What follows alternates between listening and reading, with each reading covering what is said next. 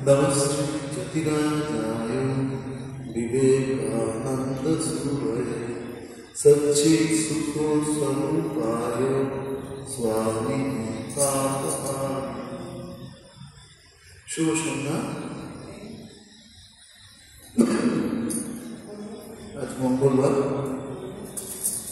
আজকের এই বিশেষ দিনে সন্ধ্যার পর আমরা একটু বিবেকানন্দের চিন্তন এবং মনন করার চেষ্টা করব। উপস্থিত সকলের উদ্দেশ্যে আমার যথাযোগ্য শুভেচ্ছা, নমস্কার, অভিনন্দন জ্ঞাপন করছি। স্বামী বিবেকানন্দের আছে বড় প্রয়োজন আজকের দিনে দাঁড়িয়ে। বহু মনীষী মানুষ এটা চিন্তা করে, আর উন্মুক্ত পৃথিবী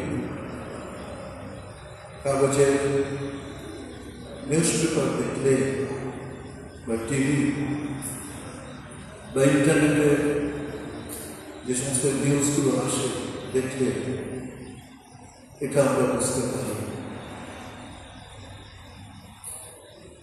যে পৃথিবী আছে কোন ভাবনায় ভাবিত হয়েছে। আমাদের এই পৃথিবীতে এরকম একজন দেব মানবকে আমরা পেয়েছি, যাকে আশ্রয় করলে সারা পৃথিবীরই করলেন। স্বামী বিবেকানন্দ শুধু তো একজন সন্ন্যাসী নন, তিনি একজন সমাজপ্রেমী, একজন বিশ্বপ্রেমী, স্বদেশপ্রেমী, জ্ঞানমতন মূর্তি আচার্য, যার ভেতর থেকে বেরিয়ে এসেছে তুমি আত্মবিশ্বাস সম্পন্ন হও, তুমি আধ্যাত্মিক পরায়ণ হও, তাহলে দেখলে তুমি অমিত শক্তির অধিকারী পাবে। তিনি বলেছিলেন, দেখছিলাম হেমচন্দ্র ঘোষ বিপ্লব স্বামীজি যার কাঁধে হাত রেখে ঢাকায় বলেছিলেন, তোরা সব দেশ ও মাতৃকার জন্য বলিপ্রদ। তিনি এক পক্ষকাল স্বামী বিবেকানন্দের সঙ্গে ছিলেন ঢাকায় 1901 সালের 19 মার্চ। স্বামীজি যখন ঢাকায় এলেন, ট্রেন থেকে নামলেন,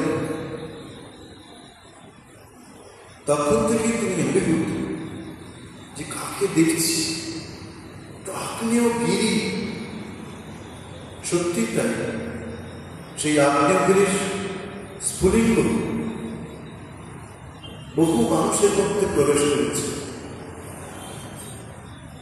বহু মানুষের মধ্যে প্রবেশ করার ফলে তারা স্বামী বিবেকানন্দের শক্তি পেয়েছে। স্বামী বিবেকানন্দের কথা অনেক আলোচনায় তিনি বক্তৃতা শুনেছেন। ব্রহ্মদত্ত উপাধ্যায় একজন মানুষের সঙ্গ তিনি করেছিলেন 1906 সালে। স্বামীজির মুখে তিনি শুনতেন, ওই ব্রহ্মদত্ত উপাধ্যায় স্বামীজির সঙ্গে করেছিলেন। তিনি শুনতেন স্বামীজি বলতেন, মানুষ মানুষ মানুষ চায়, মানুষ হলেই সব হয়ে যায়, আর মানুষ তৈরি করেই আনতে হবে। তোরা স্বাধীনতা চাস, আমি কালকেই স্বাধীনতা দিতে পারি, পরশুই দিতে পারি, কিন্তু রাখতে পারি। হেমচন্দ্র ঘোষ এরা পরে বলছে, দেশ আমরা স্বাধীন করেছি, দেশ স্বাধীন হয়েছে, কিন্তু সত্যি কি স্বামী যেটা বলেছিলেন আদর্শ মানুষ, সেই আদর্শ মানুষ কি হয়েছে? ঠিক সেই জায়গায় সামনে রেখে আমাদের স্বামীজির স্বামীজি চাইতেন সেই মানুষ যার মধ্যে শ্রদ্ধা থাকবে, যার মধ্যে জ্ঞান থাকবে, যার মধ্যে প্রেম থাকবে, যার মধ্যে তেজ থাকবে, বীর্য থাকবে, যে দেশকে ভালোবাসবে, যে মানুষকে ভালোবাসবে, এই ধরনের মানুষই স্বামীজি চাইতেন। স্বামী চাইতেন তার ভাবনা দেশের প্রত্যেকটা কোনায় কোনায় ছড়িয়ে পড়বে, প্রত্যেকটা কোণ থেকে ভারতবর্ষ জেগে উঠুক, নতুন ভারত বেরোয় বাংলা ধরে চাকরা কোটি বের করে জেলে দিচ্ছি না করে চুপ থেকে বেরোক, কারখানা থেকে, হাট থেকে, মুদির দোকান থেকে, ঘুণাভরণার পাশ থেকে বেরোক, কারখানা থেকে। এই যে কথাগুলো স্বামীজির ভেতরের ভাব, স্বামীজির মতো মানুষ যে দেশে জন্মায় সে দেশের মানুষের পরম সৌভাগ্য। বোধহয় মিস ম্যাকলাউড বলে একজন মহিলা, তিনি স্বামীজিকে দর্শন করছেন আমেরিকায়। স্বামীজির সম্বন্ধে বলতে গিয়ে তিনি বলেছেন, স্বামী যদি আমেরিকায় জন্মাতেন তাহলে আমাদের যে কি করলাম তোমাদের বলে বোঝাতে পারবো না। তোমরা স্বামীজিকে বুঝতেই চাইছো না, পারছ না। স্বামীজি বলতেন আধ্যাত্মিক আমি গভীর অনুভূতি চাই। আমরা এটাও দেখেছি ভারতবর্ষের যেখানে স্বামীজি গিয়েছেন তার গভীর বেদনার কথা তিনি তার শ্রমকে উচ্চারণ করেছেন। আমরা এই প্রসঙ্গে বলতেই পারি, আমেরিকায় যাওয়ার পূর্বে তিনি বলেছিলেন, হরিভাই শুনেছিলেন স্বামী তুরিয়ানা বলেছিলেন যে দেখো হরিভাই, তোমাদের তথাকথিত আধ্যাত্মিকতা আমি কিছু জানি না, কিন্তু একটা জিনিস আমি বুঝতে পেরেছি, আমার হৃদয়টা খুব বড় হয়ে গেছে। স্বামীজি বলতেন ভারতবর্ষ জাগবে কিসের শক্তি না, চৈতন্যের শক্তি। যারা স্বামীজিকে দর্শন করেছেন, মিস ম্যাকলাউড বলি বা অন্যদের কথাই বলি, স্বামীজির মধ্যে একটা রাজকীয়তা তারা দেখেছে। স্বামী সন্ন্যাসী হলে কি হবে, তারা ফিল করেছে যে স্বামীজি একটা মহান ব্যক্তিত্ব। এই ব্যক্তিত্বকে নিয়ে আমাদের চিন্তা ভাবনা, এই ব্যক্তিত্বের শক্তি আমাদের অর্জন করা প্রয়োজন বারবার মনে হয়। স্বামীজি নর্মদা থেকে তো না থাকলে তো স্বামী বিবেকানন্দকে পেতাম না। স্বামী বিবেকানন্দ জীবনের যদি পর্যালোচনা করা যায় তাহলে দেখা যাবে ছোট্ট ছেলেটি একখণ্ড ছোট গেরুয়াকে মন্দিরের মতো করে বরবার হচ্ছে। তখন অল্প বয়স, খুবই অল্প বয়স। তার মা হঠাৎ দেখেছে, দেখে জিজ্ঞাসা করছে, নদে এটা কি? নদের তো নয়, তার মাথা বিলে করতে, বিলে এটা কি? বলছে বিলে সরুল্লাহ আসে। বলেন কি, আমি সাধু হয়েছি, আমি সাধু হয়েছি। আবার কখনো অন্য কথা বলতে, আমি শিব হয়েছি, আমি শিব হয়েছি। শিব থেকে তো তার জন্ম, বীরেশ্বর তার নাম হয়েছে। নরনের ভিতরে দেখা যায়, নরনের কথাই শিব তার তো সরকার, যে সরকার হবে সে নিজের শিবকে এগিয়ে দেবে। এ বিষয়ে তার জীবনের যে ঘটনা পাওয়া যায়, দেখতে পাওয়া যায় যে সে নরেন ছোট থেকে মজার খেলার সাথীরাও নরনকে খুব পছন্দ। নতুন নতুন খেলা আবিষ্কার করতেও তিনি অভ্যস্ত। 6 বছর যখন বয়স, তখন চরকের মেলা দেখতে গেছে এবং সেখান থেকে একটি মহাদেবের মূর্তিও তিনি কিনে নিয়ে এসেছে, মাটির মূর্তি। মহাদেব তার খুব পছন্দ। তার বেশ কিছু ছেলে ছিল সঙ্গে, একজন তো ছিল, একজন খুব তার থেকেও ছোট ছেলে ছিল, দুজনে হেঁটে আসছিল। ছেলেটি একটু পেছনে পড়েছে, রাস্তা চলতে চলতে একটু পেছিয়ে পড়ে। হঠাৎ শুনতে পাওয়া যায় গেল গেল গেল সব। নরেন পেছনে চেয়ে দেখে যে তার সঙ্গী ছেলেটি সেটি একটু হাঁপিয়ে পড়েছে আর ঘোড়ার গাড়ি তীব্র গতিতে আসছে। এই শব্দটা শুনে গেল গেল নরেন চিৎকার করে তার কাছে চলে আসে এবং ছেলেটিকে রাস্তা থেকে এক মিনিট ধরে আরেক মিনিট চলে যায়। ঘোড়া যখন চলতে থাকে অনেক সময় কন্ট্রোল করা যায় না, কিন্তু এই থেকে আমরা বুঝতে পারি নরেন কতটা বড় ভাবনা, নরেনের ভাবনা। নরেন বলতে বলতে নিঃস্বার্থ পরতাই ধর্ম, নিঃস্বার্থ পরতাই আধ্যাত্মিকতা। তো এই ঘটনা আমরা শুনতে পাই নরেনের মায়ের কাছে। নরেনের মা তার সব কিছু ছিল, যা কিছু ঘটে ছোটবেলায় সবই সে তার মায়ের কাছে বলতে।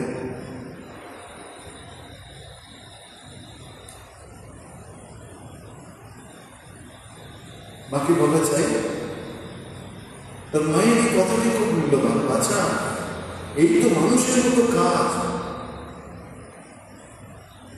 সবসময় এরকম মানুষ সবার চেষ্টা করো তুমি। এই যে মায়ের দিকে একটা ভাবনা ছেলে মেয়েদের মধ্যে খুব তাড়াতাড়ি চলে আসে। আজ এই অবক্ষয়ের যুগে আমাদের এরকম মানসিকতা হওয়া দরকার। আজ আমাদের দেশ স্বাধীন হয়েছে, আমাদের কর্তব্য জ্ঞান আরো আরো আরো বাড়া দরকার।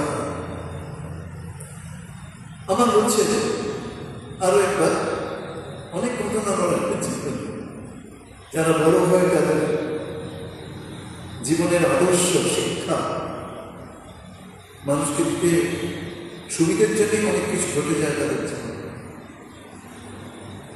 তাও বড়দের জীবনে 20% পাওয়া যায় না।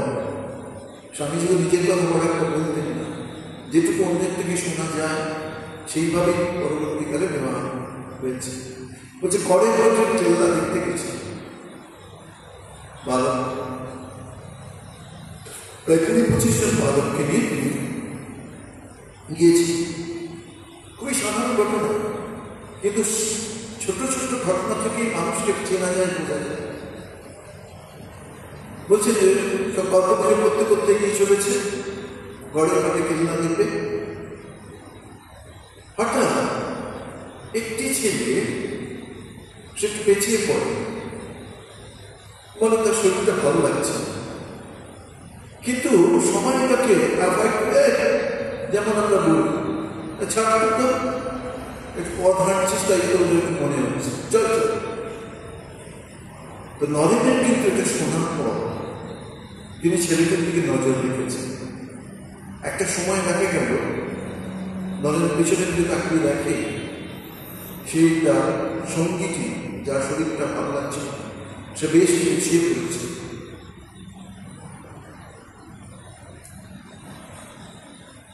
ছেলেরা সব আনন্দ করে এগিয়ে চলেছে। নরেন হঠাৎ কাছে এসে দেখে যে অবসন্ন দেহে এসে বসে পড়েছে, গায়ে হাত দিয়ে দেখল বেশ একটু গায়ে জ্বর হয়েছে। এই প্রবল জ্বর সে থরথর করে কাঁপছে। সে নরেন কাউকে কিছু না বলে এই ছোট ছেলেটিকে একখানা করে তার বাড়িতে পৌঁছে দিয়ে আবার ফিরে। এই যে হৃদয়বত্তা, এই হৃদয়বত্তা না হলে আজকে আমরা 12ই জানুয়ারি যে যুববর্ষ পালন করি, যুব দিবস পালন করি, আমরা কোন আদর্শের মাঝে দেখে তাকে পালন করি? একটা আদর্শ তো চাই আমাদের সামনে। ইউথ আইকন স্বামী বিবেকানন্দকে ছাড়া আর তাকে আমরা পাবো? স্বামীজির জীবনে ঘটনায় আমরা দেখি অদ্ভুত অদ্ভুত কি দেখি না, তার পিতা रायपुर में पोस्टिंग है, उसका पिता रायपुर में वो तो अटॉर्नी थे, वहां पर पोस्टिंग हुआ। तो उस टाइम नागपुर से रायपुर जाने कोई ट्रेन नहीं थी। स्वामी विवेकानंद, नरेंद्र शकट गाड़ी वो शकट করে চলেছে। তখন বয়স বেশি নয়, এই যে জার্নিটা প্রায় 15 দিন লাগে। নরেন্দ্র এক পক্ষকাল লাগত, আর রাস্তায় খুব মনোরম। কেন মনোরম? উভয় পাশে সবুজ ঘন বনরাজ, পত্রপুষ্পে শোভিত।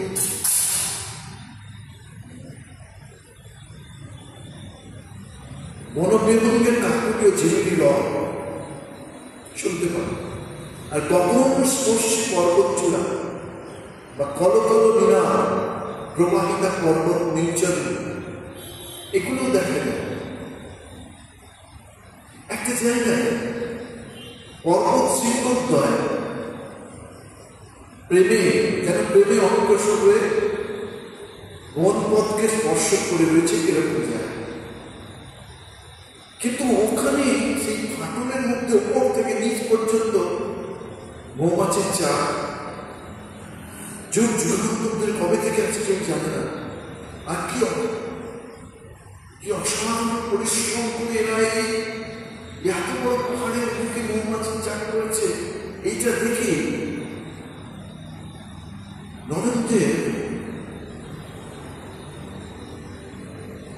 নরেন্দ্র বিস্মিত। সেই মক্ষিকাকুলের আদি অন্তের কথা ভাবতে ভাবতে তার মন অনন্তের ভাবে ভাবিত হয়ে তলিয়ে যায়। নরেন্দ্র বাহ্য সন্তান হয়ে যায়, প্রাপ্ত লুপ্ত হয়ে যায়। বোঝাতে তিনি একাই ছিলেন। যখন জ্ঞান হল, দেখলেন বহুদূর তিনি চলে এসেছেন। ধ্যানের রাজ্যে তন্ময় হয়ে যাওয়া নরেন্দ্রনাথের জীবনে যাই বোধহয় প্রথম ঘটনা। তিনি তন্ময় হয়ে গেছেন। কত সময় যে কেটে গেছিল তার ঠিক নেই। গভীর ধ্যানের আরো একটি ঘটনা। তিনি বাড়িতে বসে ধ্যান করছেন, মন দিব্য দর্শনের অনুভূতি তার হয়েছে। ও যে ধ্যান হয়ে গেছে, ধ্যান শেষে তিনি আসনে বসে আছেন। ধ্যান শেষ করার সঙ্গে সঙ্গে উঠতে গিয়ে আমাদের গুরুদেবরা বলেন যে আসন তুমি ব্যবহার করো, সেই আসনে বসে করবে, জপ করবে, আর কয়েকটি বই লিখে দেবে। এই বইগুলো পড়ে তারপর ধীরে ধীরে তুমি উঠবে। তো নরেন্দ্র বলছে আমি বসেই আছি, ধ্যানের চোখে আনন্দে চলেছে। অকস্মাৎ বলছেন সেখানে দেখলেন কি না, দিব্য জ্যোতিতে ঘর ভুলে যায়, ঘর পরিপূর্ণ হয়ে যায়। আর কি দেখছেন? বলছে অপূর্ব এক সন্ন্যাসীকে তিনি দেখলেন। সে দেওয়াল ভেদ করে তার কিঞ্চিত দূরে দণ্ডায়মান হয়েছে। তার পরিধানে ওই বসন, হস্তে কমণ্ডলী,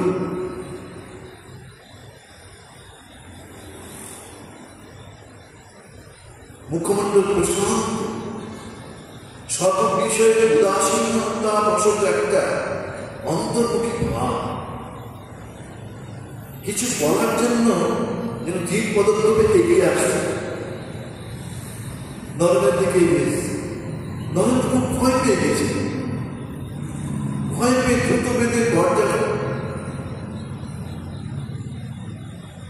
দরজা শিকড় করলে বেরিয়ে আসে।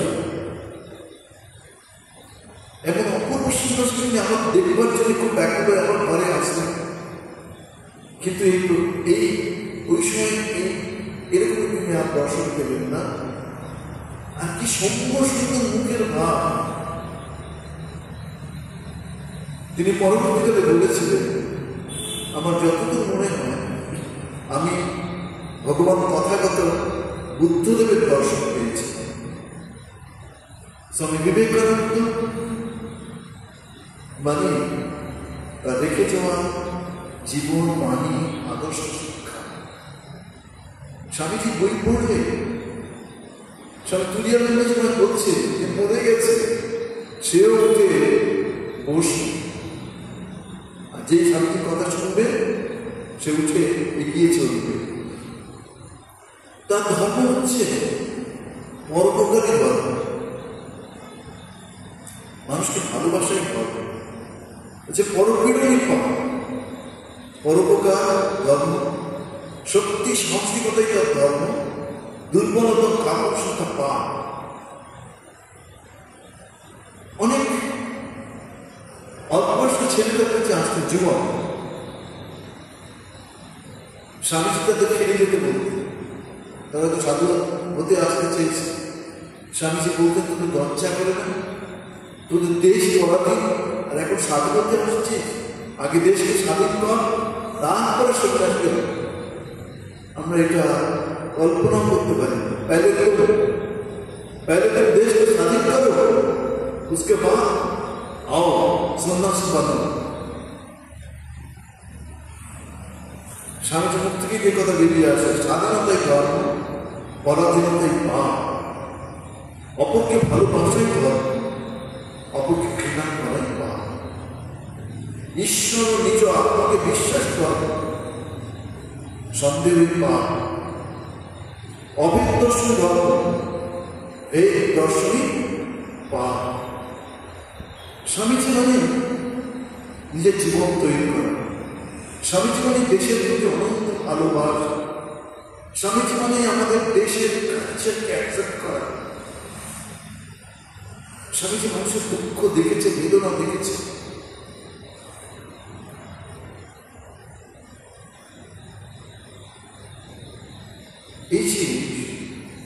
এই যে লক্ষ লক্ষ মানুষ দরিদ্র, নিরক্ষর, অন্ন নেই, বস্ত্র নেই, বাসস্থান নেই, শিক্ষা নেই, আদর্শ নেই। স্বামীজি বলছেন আমি সমস্ত যুবককে চাইছি, তাদের আমার বক্তব্য কি? বক্তব্য হচ্ছে, হে মহাপ্রাণ, ওঠো, জাগো, জগৎ দুঃখে করে খাপ হয়ে যাচ্ছে, তোমার কি নিদ্রা সাজে? স্বামীজি আমাদের দেশের শিক্ষায় পছন্দ ছিল না। এ তো ক্যানারি তৈরি করার শিক্ষা, মানুষ তৈরি করার কোথায় শিক্ষা? সেই শিক্ষা কোথায়? মানুষ মানুষ চাই। আর শিক্ষা শুধুমাত্র পড়া, অপরাবিদ্যা নয়, পরাবিদ্যাও চাই। ধর্মীয় শিক্ষার সঙ্গে সঙ্গে আমাদের সায়েন্স, টেকনোলজি, এসবগুলো চাই, এটা চাই। স্বামীজি আমার মানুষ চাই, মানুষ চাই, আর সব হয়ে যাবে। কিরকম মানুষ চাই? শক্তিশালী। স্বামীজি যা কিছু বলেছেন ভারতীয় আদর্শ থেকেই বলেছে, আমাদের উপনিষদই বলছে, আর্থিষ্ট ঘনিষ্ঠ ঘনিষ্ঠ মানুষ চাই। বলহীনের লক্ষ্যে শান্তি মুখ থেকে, সে মুখ থেকে নির্গত হচ্ছে, বিচ্ছমান মানুষ চাই, সম্পূর্ণ অকপট মানুষ চাই, তেজস্বী বিশ্বাসী যুবক চাই। এর একসাথে যুবক হলে সমগ্র জগতের আবশ্যক দিয়ে দেওয়া যায়। হ্যাঁ, গুটিগত সন্ন্যাসী তো আমরা বেলুর মধ্যে পেয়েছি। আজও আমাদের রামকৃষ্ণ মিশনের সন্ন্যাসীর সংখ্যা যদি দেখা যায় 1600-1800 মধ্যে। এত বড় রামকৃষ্ণ মিশন সারা পৃথিবীময় ছড়িয়ে পড়ছে, কিন্তু সন্ন্যাসীর সংখ্যা খুবই কম। ব্রহ্মচারীর সংখ্যা একটা বড় প্রসার, তার অসুস্থ সন্ন্যাসী একটা, ওয়ার্কিং সন্ন্যাসী যদি দেখতে হয় তাহলে কত কম সংখ্যা হয়ে যায়। স্বামীজি আলোচনা করছে, তোমার মতো শত শত যুবক চাই যারা সমাজের উপর গিয়ে মহাবেগে পড়বে এবং যেখানে যাবে সেখানে নবজীবন ও আধ্যাত্মিক শক্তি সঞ্চার করবে।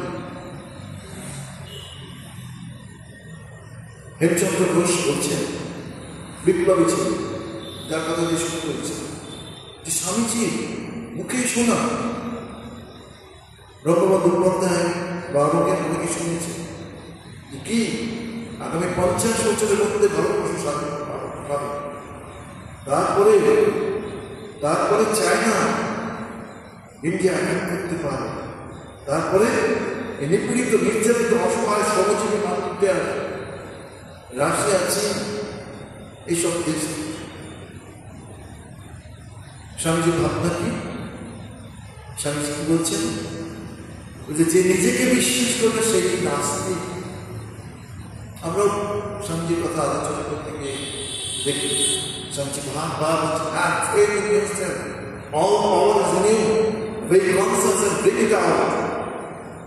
আর স্বামীজিকে যারা দেখেছেন তারা প্রত্যেকেই বলেছে যেমন বক্তৃতা তেমনি গলার আওয়াজ, গলার কণ্ঠস্বর করতে চাইছে, আর সেরকম চোখ আর দেখতে পাওয়া যায় না। হাজার হাজার বছর পরে স্বামীকে ঠাকুর এই পৃথিবীতে নিয়ে এসেছি এই পৃথিবীর কল্যাণের জন্য। শুধু ভারতবর্ষ নয়, ভারতবর্ষ তো আছে, পৃথিবীর কল্যাণের জন্য স্বামীজির জন্ম। যে প্রাচীন ধর্ম বলতো যে ঈশ্বরে বিশ্বাস করে সেই নাস্তিক, আর নূতন ধর্ম স্বামীজির ধর্ম কি বলছে যে নিজেকে বিশ্বাস করে না সেই নাস্তিক। নিজের উপর বিশ্বাস তাহলে হবে না।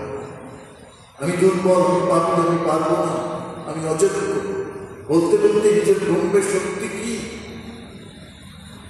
কমে যায়, নিস্তেজ হয়েছে। হ্যাঁ আমি পারবো, আমি শক্তিমান, আমি অমিতের সন্তান, আমি ঈশ্বরের শক্তি পেয়েছি, আমি নিশ্চয়ই পারব। ওই বিশ্বাস নামতে আনতে মানুষের শক্তি সঞ্চার করে।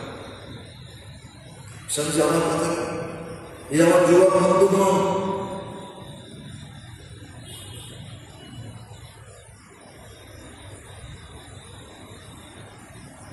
তোমরা শক্তিশালী হও, তোমাদের নিকট আমি একটা কথা বলছি কি, দেখো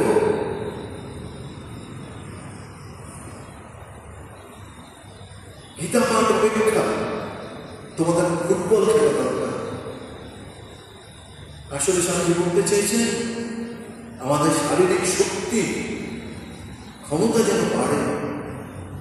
গীতার ভাবকে বুঝতে গেলে তোমাকে কি আগে তোমাকে শক্তি অর্জন করতে হবে। স্বামীজি নিজেও শারীরিক সক্ষমতা বাড়ানোর জন্য নিত্য ব্যায়াম করতেন। দম, বৈঠক,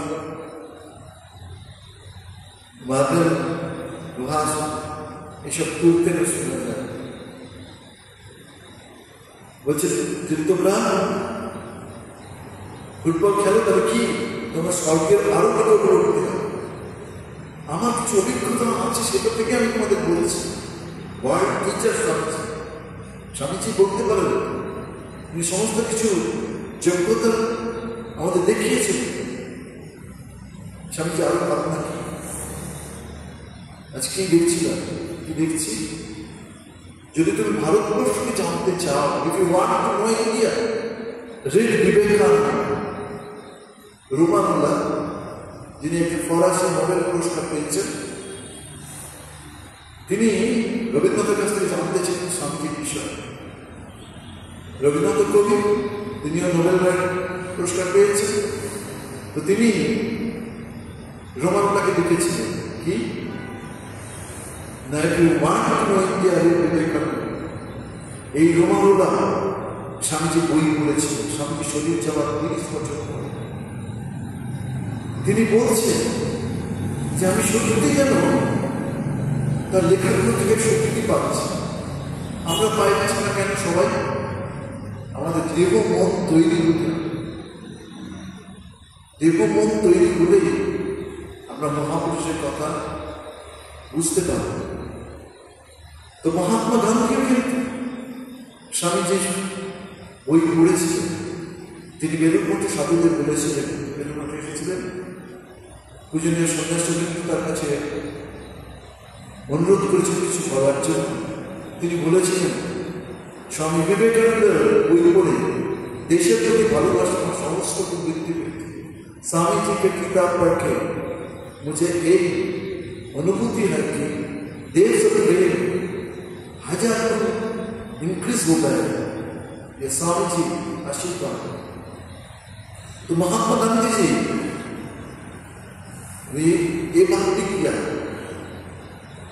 ये बात क्या किया, बच्चे तुम लोग अभी तुम्हारे स्कूल कॉलेज के जो एजुकेशन है ज्यादा कुछ नहीं मिलेगा। तुम स्वामी जी का किताब डायरेक्टली देखो, तुम्हारा अंतर में भाव आ जाएगा, तुम्हारा मोह पवित्र होगा और क्या एक नया अनुभूति आ जाए, वंडरफुल एक्सपीरियंस फीलिंग्स हो जाए।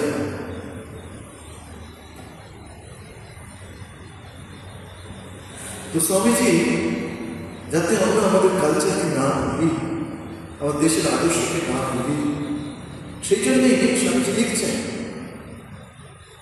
হিন্দুগণ ধর্মের ভাবে পালন করে। সত্যি আমরা নিজেরা ওম ব্রহ্মাণ্ডম ব্রহ্মহরি ব্রহ্মাণ্ডম ব্রহ্মণান্ত ব্রহ্মৈব তৈরগন্ত্যর্পণ ব্রহ্মপদম সমাধিনা এই বলে আহার করি। অনেকেই অন্ন কপালে গিয়ে ভগবান তোমার প্রসাদ গ্রহণ করছি এরকম ভাবেই করে। আমরা ধর্মিকভাবে নিত্যা যাই, সত্যি তাই। ভারতবর্ষ ধর্মীয় দেশ, ধর্ম একবারে শিকায় করে আছে।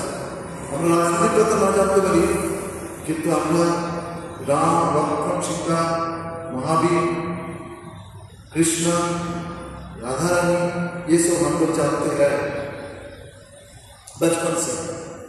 जो धर्मीय भावे नित्य जाए, धर्मीय भावे विचरण करी, धर्मीय भावे विवाहित हम लोग जो मैरिज होता है ये धर्म के फ्रंट में रख के हम लोग विवाह करी, सेरेमनी हम लोग करते हैं।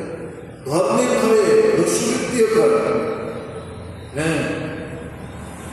श्रीमान के जो डाकू अटैक किया है तारकेश्वर के बगल में, हम लोग उस पर गए, उधर देखा है, क्या देखा है, बहुत बड़ा काली की मूर्ति, वो प्रणाम करके डाका बाहर आते हैं और डाकाती करते हैं। ये तो हम लोग जो किताब है बंकिम चंद्र उपन्यास आया हो, बहुत सी जगह हम लोग मिलता है।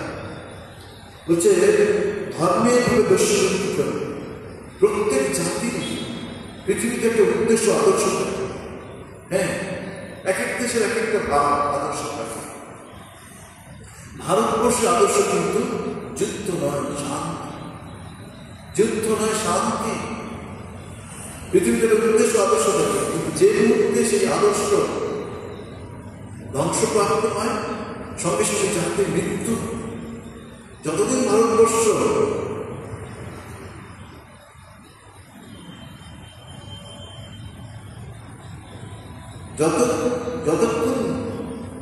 যতদিন পর্যন্ত ভারতবর্ষ এই ভগবানকে ধরে থাকবে ততদিন তার आशा আছে। स्वामी जी देखा, क्या देखा, अमेरिका में बहुत सारे रुपया है, हर आदमी को बहुत सारे रुपया है, लेकिन उसको शांति नहीं है। मारपीट धक्का हंगामा खून ऐसा नहीं है। इंजर पड़ा, इंजर चलता रहता, भोगोपात बहुत सारे बढ़ गए। इसलिए स्वामी जी बताया अमेरिका में क्या অগ্নিস্ফুলিঙ্গের মধ্যে হয়,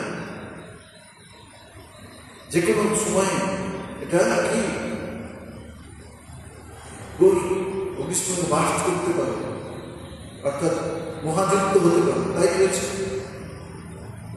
স্বামীর কথা কি, সাফল্য লাভ করতে গেলে প্রবল অধ্যবসায়, প্রচন্ড ইচ্ছা শক্তি থাকা চাই। অধ্যবসায় সে সাধক বলে, আমি কর্ণ সুসমুক্ত পান করব, আমার ইচ্ছা মাত্র পরিবর্তন হয়ে যাবে, পর্বতযুক্ত হয়ে যাবে। এই ভেদ, এই সংকল্প আশ্রয় করে খুব দৃঢ়ভাবে সাধন নিশ্চয় লক্ষ্যে উপনীত হবে।